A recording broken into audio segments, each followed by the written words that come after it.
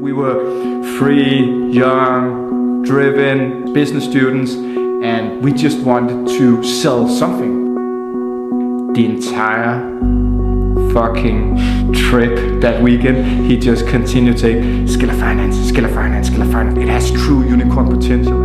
The growth story behind ScaleUp Finance is like freaky. You become a successful company, 5 years later, they pull the rug out from beneath your feet, and then you've got no business. People is the number one key to success.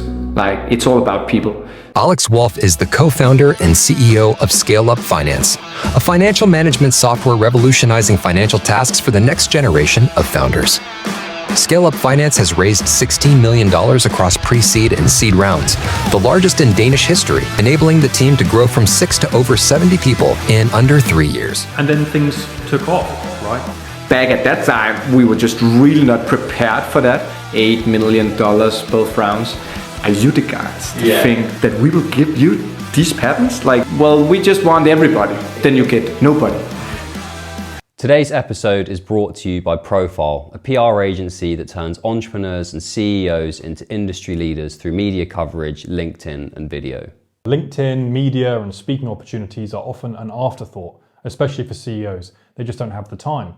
That's where Profile step in. They take care of everything. They're an end-to-end service, so you can hand over the profile building to them and worry about driving the growth of your business. So if you've got a story to tell and you want to build a profile as an entrepreneur or industry leader, you can find out more by going to www.welcometoprofile.com. Maybe looking at the origin of your story before ScaleUp came along, because ScaleUp's done a lot of things very well indeed. And so, I was kind of curious as to understand if we could take us back to just before ScaleUp Finance began, what kind of position you were in, and just a brief summary of your previous business experience and kind of how the idea and kind of initial first steps of ScaleUp Finance began. Yeah, so I started my first company back in 2010. Almost can't comprehend that it's so many years ago, Yeah, right. Spent all my 20s building up this company. It was like completely different to ScaleUp. It was actually like a deep tech or construction tech company. So we commercialized new concrete innovation, 2 patents from the Technical University of Denmark. We were very young, start 20s, raised some money from a couple of VCs. Did the hard grind because we didn't have a product. We just had like some crazy ideas written down in some patents that wasn't really a product. We actually managed to build a pretty successful product for the construction industry that we brought out to Denmark, and then got it into the US and a couple of European markets. So I exited that company 4 years ago. And kind of my leeway into ScaleUp, or like what really set the scene, was back in 2010, I was studying finance and accounting at Copenhagen Business School. And just like all other startups, we didn't have resources, or we didn't even have enough tasks to justify hiring somebody. And, I was also studying it, but studying finance and accounting definitely don't make you a finance pro. So, you kind of go as you, and like learn as you go, and it's trial and error. And out of interest, were you studying finance at that stage for the sake of your business? No, not at all. Okay. I just thought like marketing is something you learn in practice. Finance skills is something it's a bit like, I hope I don't offend anybody, but it's a bit more hardcore, right? You need to, there are some equations and some theories and stuff like that. You need to get under the skin. Going back to the concrete business, in 2010, most young 20-year-olds are looking to get into the tech space or something like that. What was the reason to getting into concrete and coming up with new patents? Well, I think first of all, it was totally random chance that we got the idea, and that was kind of a family connection that led us. So the professor who had invented this technology at the university was actually my co-founder's father. The thing is, that doesn't make him own the patents, it's the university, but that just made us totally exposed to, it was awarded Innovation of the Year at the Technical University. But what always happens at technical universities all over the world, they take the patents, put them in a drawer, and then done deal, right? Because they have one KPI, and that's just how many patents do you do per year. We were free, young, driven, business students, and we just wanted to sell something. And so we actually sat down one day and thought, like, let's do something. Like, let's just start now. We're young, and maybe we should finalize our university degree. But everybody tells you, no. I have just met so many people in my life that strive to become an entrepreneur, but I've seen them so many times have excuses like, I just need to, finalize my studies. I need to just make a bit of money so I maybe have some start capital. Maybe I need just, some years of experience so, I can really do a good job. And I just see it the totally opposite way. When I was in my start 20s, I just saw the clock ticking, the closer I get to 30, I will have maybe an apartment and family and kids and stuff like that, having to pay bills. So I was just focused on getting onto the entrepreneurship journey as soon as possible. And then, of course, we were extremely interested in tech back then. But then, like, this chance or this idea just came down, and it just felt like we just felt urged to do that. It was a tough thing because we met with the dean of it's the biggest technical university in Denmark, and he looked at us like we were crazy. And I still remember at Beasley, like we got a 1-hour session with him, and we teamed up with the professor. So we were actually 4 co-founders, me and my 2 friends, and then the professor. We get in, and it's like this old plus 60-year-old dude, and he's just famous for being extremely hardcore. And the first thing he says is, and like I can just see in his eyes, he's like, "Are you the guys that think that we will give you these patents, like make a Spinout together with you?" And the first thing he says is, "Have you sent me something?" It's like, "Yeah, like we sent you a business proposal, like 5 pages, but here's a copy." And then it's like, "Oh, okay." And like then for the next 30 minutes, he just sits looking through the script, or like looking through it. He doesn't look at us for 30 minutes, and we at the same time we are sitting pitching, we are elaborating on the business plan, our ideas for how to bring this company out. After 30 minutes, that's the first time he ever looks up, and then he's just like, "But have you thought about this? What about this? When this happened, what are they going to do?" And we had prepped for 3 months. We had sessions with the professor. We had researched the construction industry, like what are the potential applications, what's the market, how could you go to market. And after that crossfire for the additional 30 minutes, like time is up. He has a new meeting, of course, and then he says, "Guys, I actually think this could be a pretty good business. We'll give you the patents if you're able to raise money from a professional investor, because it's not cheap to fund patent. Like just like I cannot tell you how much money we just spent on taking the patents through all the stages because it was still patent pending. So I think it was a good suggestion that we raise some money. And then I think we spent maybe half a year just going out to VCs. And there was actually a VC, one of the biggest ones in Denmark, where their offices were at the technical university. So they were trying to grab all the big new innovations.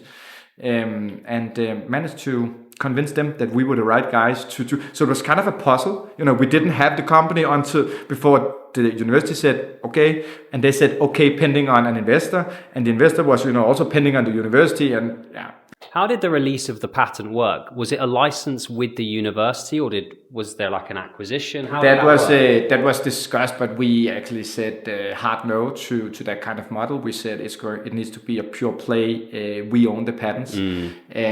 So it was a pretty traditional kind of spin out in the sense that they got an ownership stake in the company for like investing the patents into the company, or shooting the patents into the company. So there was no licensing. We owned it. Because the fear of obviously licensing is, you become a successful company, 5 years later, they pull the rug out from beneath your feet, and then you've got no business. And even though we were young, we knew that already. So because they had some annoying, university people working in the commercial department that proposed that initially, and we just said it's a no-go. And then it was kind of then we ended out luckily with the other model. And when this top company grew, just quickly before we move on to then how the story of ScaleUp Finance began, how big people size did the company become?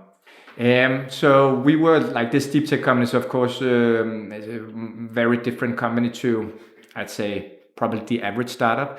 I think we topped at 12 or 13 employees. So we were a relatively small startup for all the 11 years I was there. Okay. So then you exited this business 4 years ago, and presumably you decided that you just didn't like free time and sitting on the beach. So you thought to yourself, I'll take another bite, because I forgot to do any vacation. You know, I've been working full time for 14 years, never did a sabbatical or something. But the thing was, the idea about ScaleUp actually came to me before exit. It was actually the reason I chose to seek an exit, because my good friend for many years, actually the first person I ever started a company with, just a simple e-commerce. He had started some other companies, and then in that company, because he was a CFO, I remember we went to my parents' summer house, a group of friends where he's one of them, and we are like a few entrepreneurs in that group. The entire fucking trip that weekend, he just continued saying, "ScaleUp Finance, ScaleUp Finance, ScaleUp Finance. Like, this is the idea. This is what we're going to do. Like, it has true unicorn potential." And I remember driving back in my car, I had been considering like, what's my next move going to be? Because I've been in construction for 11 years. And it was like, like I have been like experiencing this problem on that ScaleUp sought to seek on my own body for 11 years. And I could just see how all the pieces of the puzzle fitted together. And I got so psyched about the idea that in the car, I call up, his name is Nikolai, and I say, "Nikolai, I'm ready to jump ship and exit." And because he said that they wanted like another co-founder to be the CEO. And then said like, I'm ready if you want me. I said, "Let me call up Torbjørn, our third co-founder." And he called me back 10 minutes later and said, "Let's do it, man."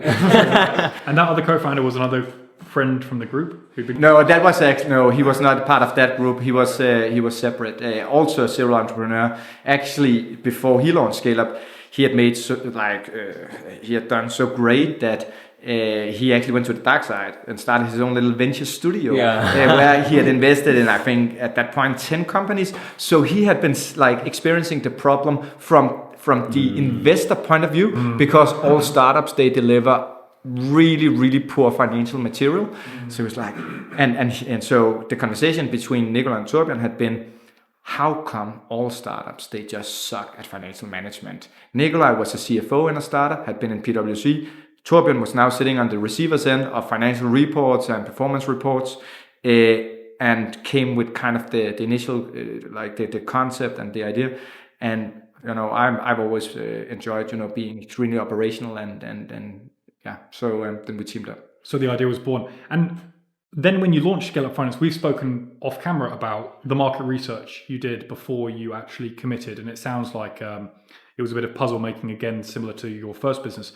But you had the experience of your co-founders, anecdotal and lived from all of their different endeavors. Did you go on before launching it to do more market research and see exactly where the fit was? Yeah, we spent quite a lot of time doing at least it felt like a lot of time. A quarter's time feel like a lot of time in startup, right? Yeah. I think we met with at least 20 startups and like with really a lot of open-ended questions, like because me and Nikolai Thur have been talking about, we are so confident in this is the way, because we have experienced it ourselves. We know everything about the startup ecosystem and like how you run finances, but we're just like, let's just, you know, do some proper research. And because you are very eager to just get started when you are an entrepreneur, but if you want to do it right, do your research.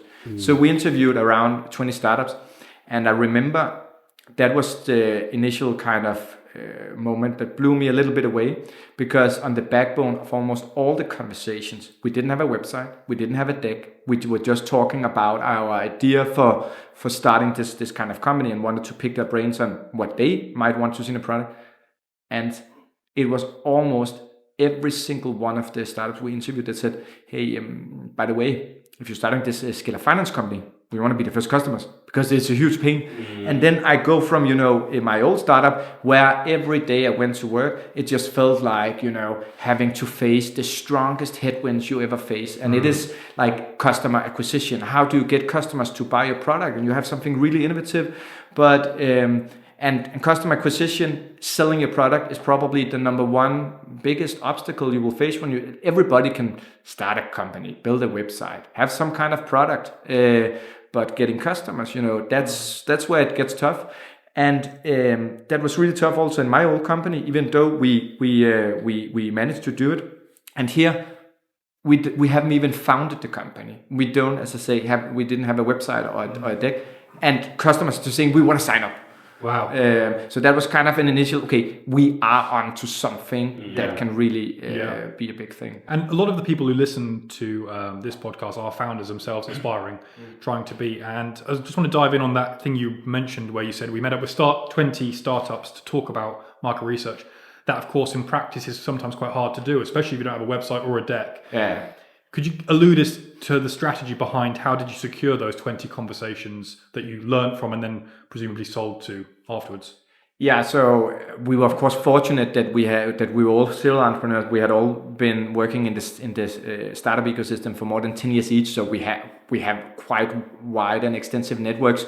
So it was actually relatively easy to secure meetings and interviews because a lot of our friends are startup founders. Right.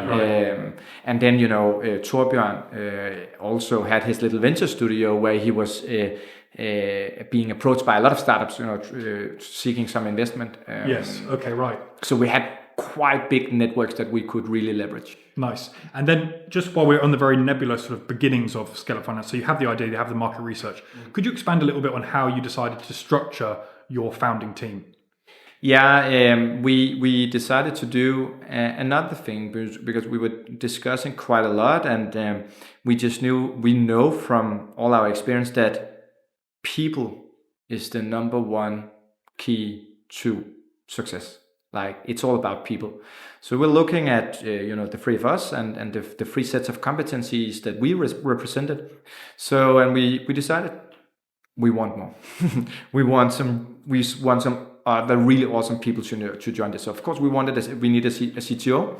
And we also wanted somebody that really understood finance, the traditional kind of, came from the traditional finance world and really understood that part. So we spent our own money on a recruiter.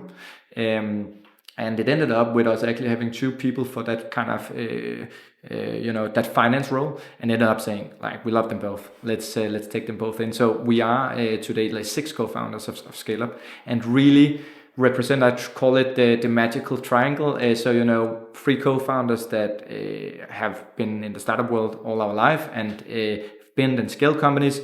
Then you could say the financial competencies and coming from that world, and then of course the technical aspects of building out the product.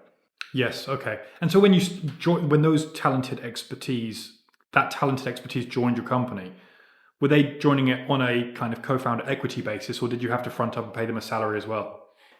So we all got a salary from day number one. Me, Nicola, and Torbjørn, we funded it for the first 1.5 years, but you need to have some kind of salary. It wasn't large, but yeah, right. But you bootstrapped it privately. You didn't. Yeah. Okay, nice. And then things took off, right? So you put together your magic triangle. You have the market research under your belt where people they feel very positive about the product. And so then you launch. The growth story behind ScaleUp Finance is like freaky, really. Lots of companies talk about high growth rate, but when we look at the fact that in the last 3 years, ScaleUp has grown to 90 people, and that's full-time employees, that doesn't include your augmented workforce, that brings about a whole host of challenges. Sounds like the dream opportunity for most entrepreneurs until they live it.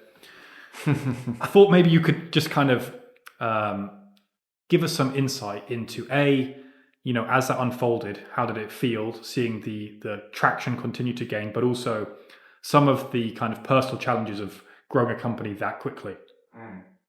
Yeah, I remember, I still remember quite vividly when it just exploded, and that was, I think it was 4 or 5 months after we launched. And as I mentioned, we had 15, 20 companies that had signed up prior to launch. And we built in, I think, a little virality hack in a way, because one of the things that our customers get every single month is this like monthly performance report, and then they can export it to a PDF. And on this PDF, we just made sure it looked really, really great, high quality, so people were proud of sharing it externally to their board members and investors. We know that's it's something all founders need to do more or less every single month. So we included a little powered by ScaleUp Finance banner on those reports. And then I remember I came back from summer vacation in 21, and suddenly my phone couldn't stop ringing. And it was VCs, business angels, the biggest banks in Denmark even, and also managers from big four companies. Couldn't really understand why they called me up, but they all told me the same story. Like, hey Alex, I'm sitting here with a monthly report from one of my portfolios or one of my clients. In the bottom corner, there's a little banner saying powered by ScaleUp Finance. I have never heard about your company before, but this is the best monthly report I've ever received from any of my portfolios. Need to learn more about you. So I gave them the sales pitch over the phone, like, this is amazing. I'm going to make you 5 intros right away. And back at that time, we were just really not prepared for that. We were still, I think, max 5, 6. I think we were 6 people at that time still, maybe 7. And then suddenly, at least half my time is taken up by just being in sales conversations. Being in Google Meet all the time, to realizing, shit, we need some more people to kind of make sure nothing falls between chairs. And like I had a couple of months where I had 20 job interviews per week. Wow. What were those first key hires? What were you looking for? What did you need immediate support with? Chief Revenue Officer, I needed to get out of sales. Okay. Chief People Officer, I needed to get out of hiring. Right. Those were, and then a lot of others. But I remember for me that felt like the 2 key hires, because that was what was occupying plus 100% of my time. And as the demand was increasing for the product, what was actually causing the requirement for you to have to upscale on the people? I know, of course, the sales calls were time intensive, but were you also having to commit quite a lot of time to onboarding and things like that at that early stage? Exactly. Yeah, that was the majority of our growth, because we have a very, you could say, everybody that works in ScaleUp in what we call the customer success team are finance experts, and we kind of build out this CFO as a service concept. So for most of our customers, we are almost kind of their outsourced financial department, being that fractional CFO that where they don't have really access to CFO competencies today to a large degree.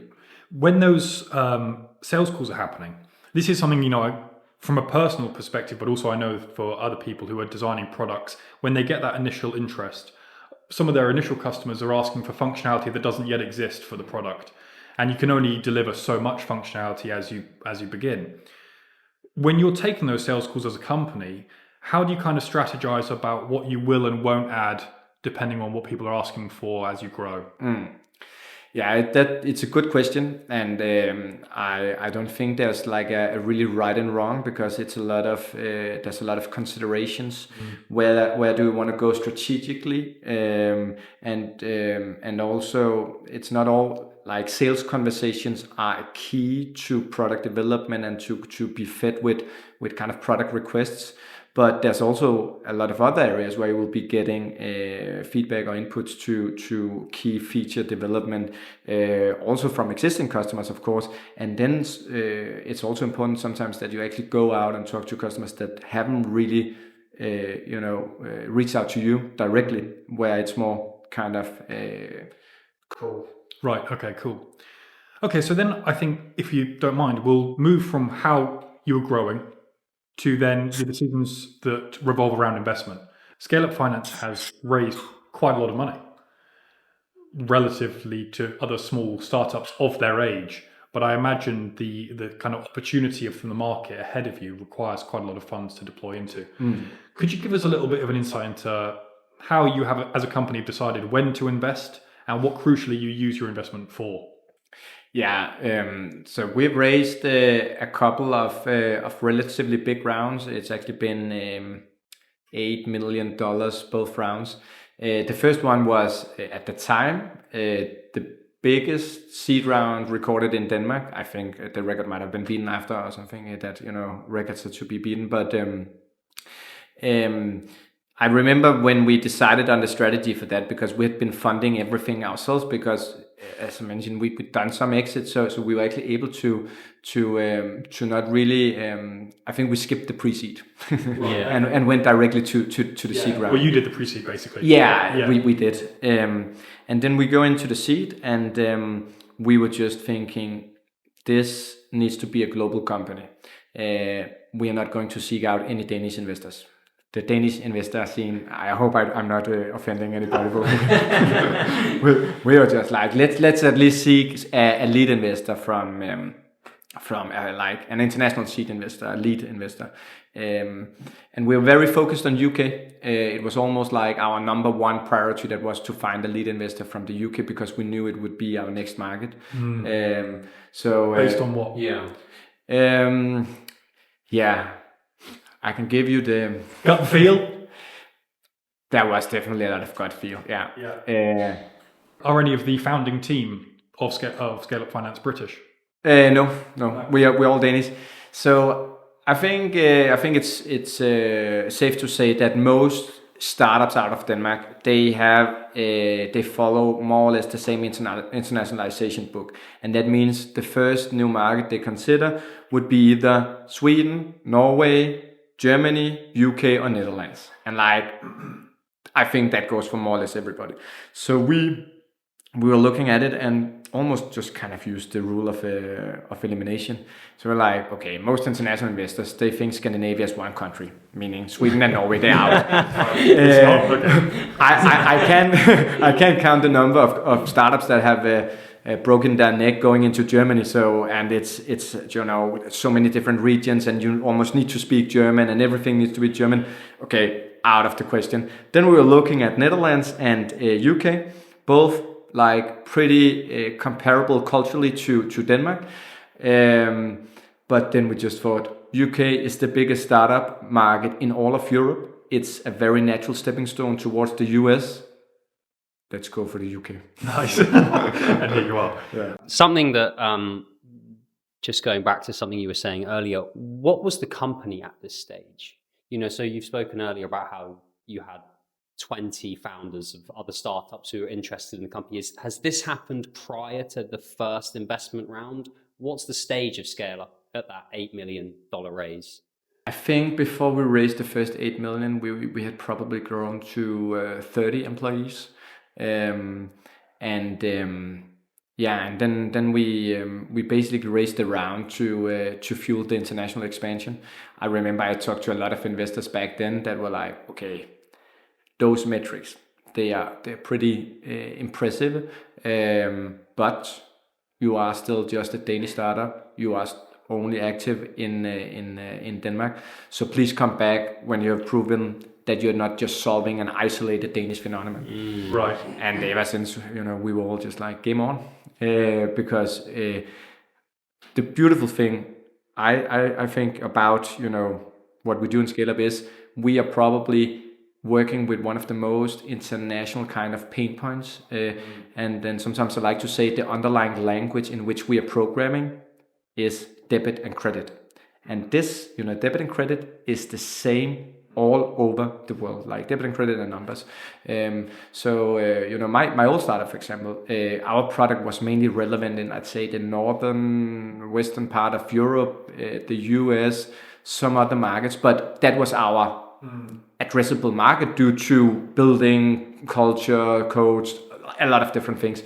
But the problem, like financial management, it's the same thing in every single part of the world. Debit and credit and the financial processes, systems, and it's the same. Right. Of course, the system landscape might look differently, and it definitely does, and the market looks differently. But when you really boil it down to what are the processes, what are the pain points, it's the same. Right. And so you've got to 30 people. You have funded it to that point yourself. You're making revenue at that point.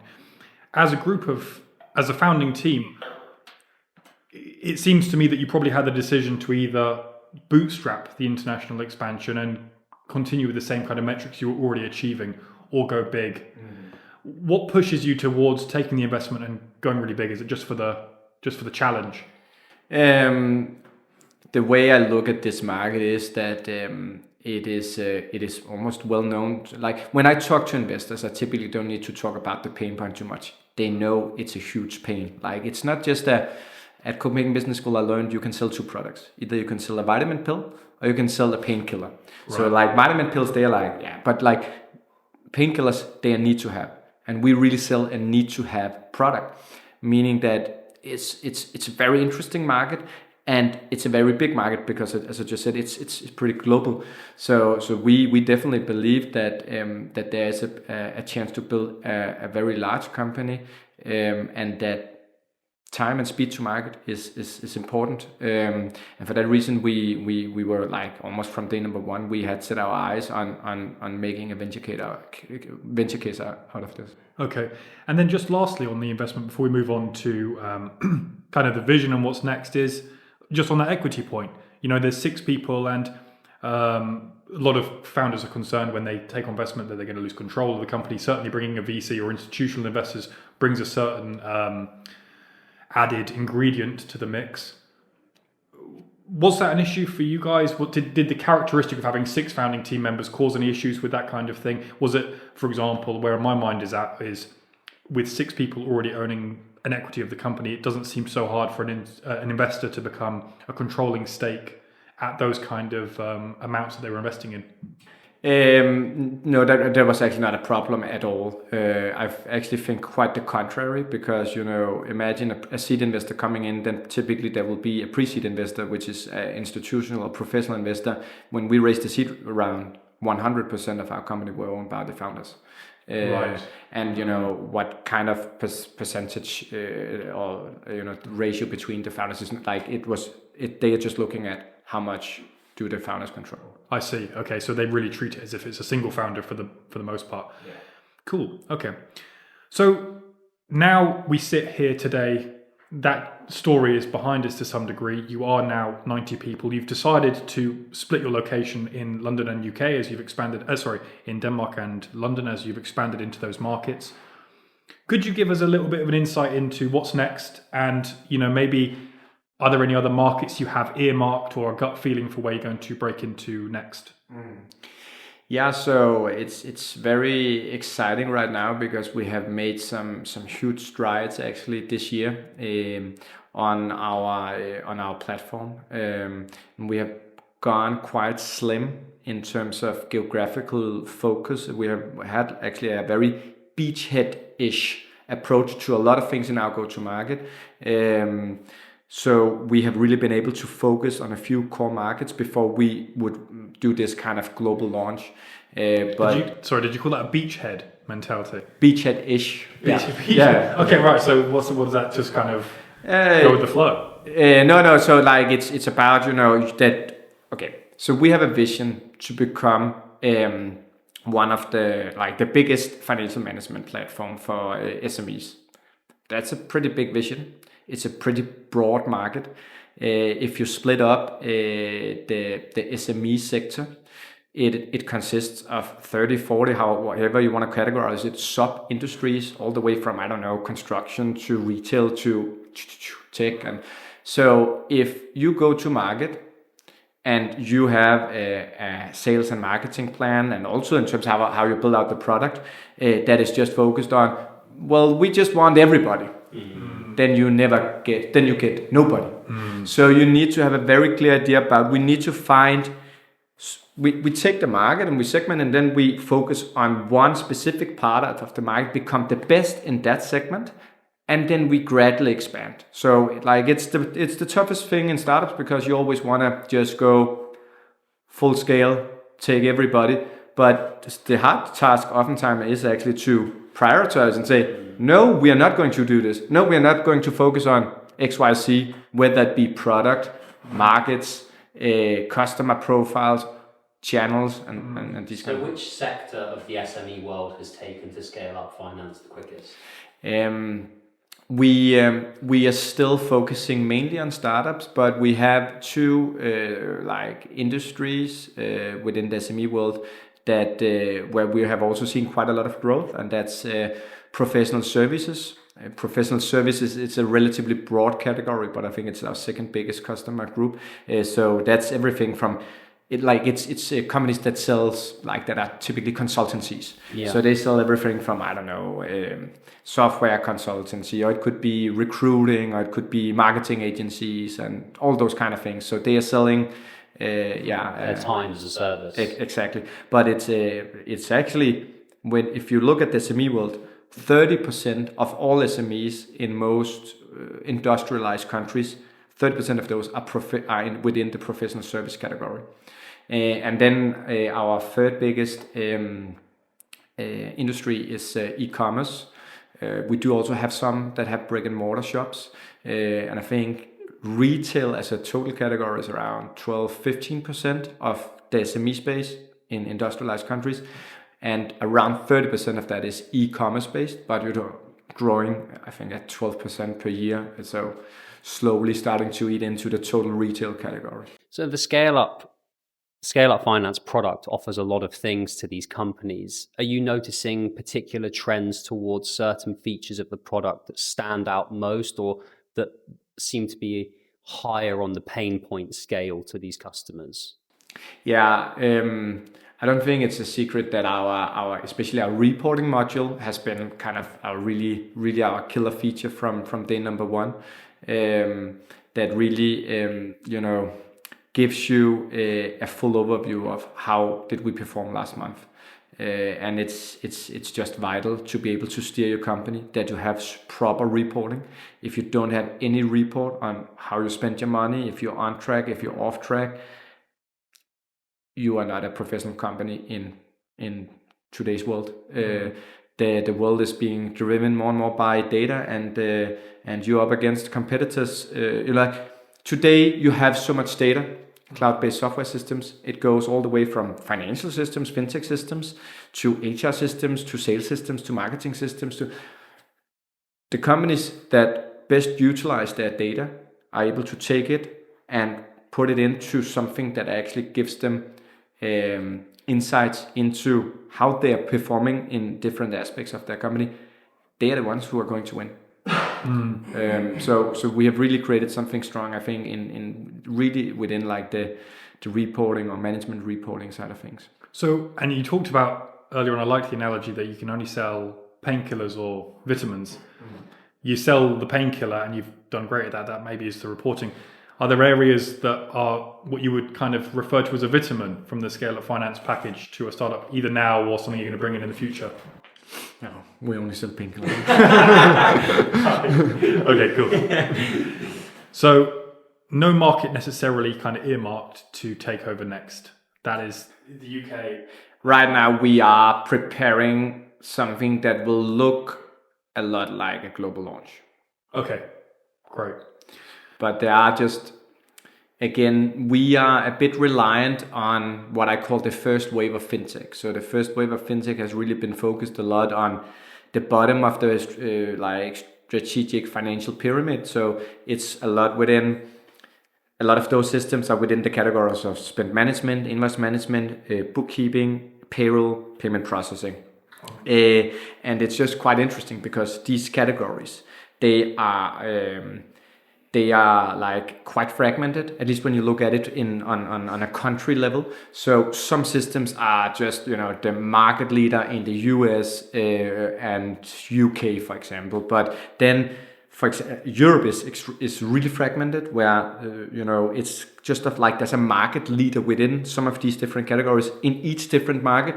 Asia is something different, and then there are some of these categories that are quite global in their reach, where it's actually more or less one of these systems might be the market leader more globally. But our platform really sucks information from some of these subsystems that you really use for your operational finance, that is really on the transactional layer. We take that and produce, for example, reporting. So we are dependent on the integration and the integration landscape. When you talk about sort of releasing products globally, is that to do with ScaleUp Finance focusing its attention on that demographic? Or, for example, can someone in the US today go onto the ScaleUp Finance website and try and sign up? Would that work for them, or how does it work in that respect? Today, officially, we only take customers in from Denmark and UK. We have, like on a testing basis, taken some customers in, for example, from the US. But again, it's difficult to say no sometimes, but that has been the decision, but we are now quite close to really opening up for a more broader global launch. And will that include global offices? Obviously, at the moment, you're between Denmark and the UK. Is the UK the main office now? Is where we are right now the main office, or is that a touchy subject? Can't report that back. It depends on which person. If you ask an employee from Denmark or from the UK. But so will global launches also result in global offices? Yeah, it's not something we've discussed yet whether or not we will do something more. We might want to do it, but it's not because we intend on opening offices in 10 new markets or something like that. But there might be something on. I suppose time zones can be a real problem, right? You know, the UK and Denmark aren't a million miles apart, but you know, you go to West Coast America and then all of a sudden it's working on a different day. It will probably be difficult to avoid the US. Right. That sounded so negative. That sounded so negative. So pumped for it. Yeah. Okay, so we've got exciting plans ahead. This is as we kind of come to wrapping up, one of the things I like to do is ask, if during the course of that journey we've just talked about and what's ahead, if there's kind of been any other companies, services, products that have stood out and made your journey at ScaleUp Finance easier. And I'm thinking about kind of your tech stack behind the scenes, products you guys rate very highly, where they get some credit for assisting in your growth. Yeah, well, our own platform. That has helped a lot. You know, before that we were in these monster of spreadsheets. But I actually think we are a very, very typical startup when it comes to our tech stack. You know, Slack, G Suite, Notion, Asana, HubSpot, Nice. and yeah, we have a list of almost 100 systems in our tech stack. It's like the market for SaaS tools has just exploded. Now we have also started to utilize different kind of AI-driven tools that are very interesting. And I noticed you've also been using LinkedIn because you're in the B2B marketing space. Yeah. You've made some real headway and standing out from the crowd on LinkedIn in particular. Yeah. I think you won an award to do with being you were selected as the growth machine example. You were used by LinkedIn as their case study. Yeah. That's pretty cool. Yeah, we were. It went well. We were. Apparently, we are the second ever company to be chosen in the EMEA market as a LinkedIn case study. Yeah, we're going to be the third. Yeah, one day. Cool. Okay. Well, then I think we'll leave it there and say thank you for your time, because today's been fantastic. It's been a real pleasure talking to you and hearing about all the experiences. And so thanks for meeting with us, and hopefully speak again soon. Thanks, Alex. My pleasure. Cheers.